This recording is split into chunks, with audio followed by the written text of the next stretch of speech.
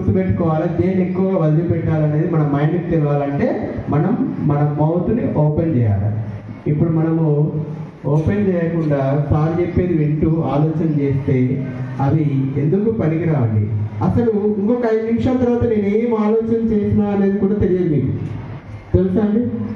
మీరందరూ smart mobiles చూస్తూ ఉన్నారు కానీ ఇప్పుడు చూడరు, మీరు మంచి పిల్లలు కాబట్టి ఎక్కడో ఒక దగ్గర చూసిరు ఒక హాఫ్ అన్ అవర్ మొత్తము స్క్రోలింగ్ చేస్తూ ఒక షార్ట్స్ చూసిరు అనుకోండి.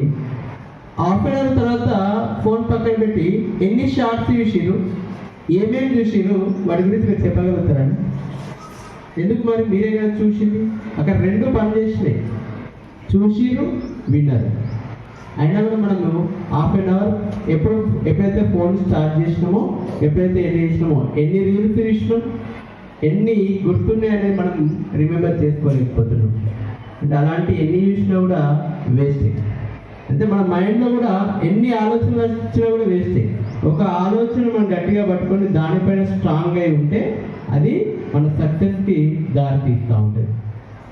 అందుకే ఇప్పటికీ మనం ఎగ్జామ్ అంటే, మీరే కాదు చిల్డ్రన్స్ అందరూ కూడా ఎగ్జామ్స్ అంటే భయపడుతున్నారు. మన మైండ్లో ఒక భయం అనేది వస్తుంది. ఆ భయం అనేది రావడం వల్ల ఏమైతే అంటే ఆ భయాన్ని మనం పోగొట్టుకోవడానికి, బయటకు రావడానికి ఇలాంటి మోటివేషన్స్ అనేది అవసరం. ఇలాంటి మోటివేషన్స్ అనేది నేను ఇప్పుడు ఒక 1 అవర్ ఇస్తే సరిపోదు, మన రెగ్యులర్గా మన టీచర్స్ ఇస్తే సరిపోదు. అది ప్రతినిత్యం ఎవరి దగ్గర ఉండాలంటే మీ దగ్గరనే ఉండాలి.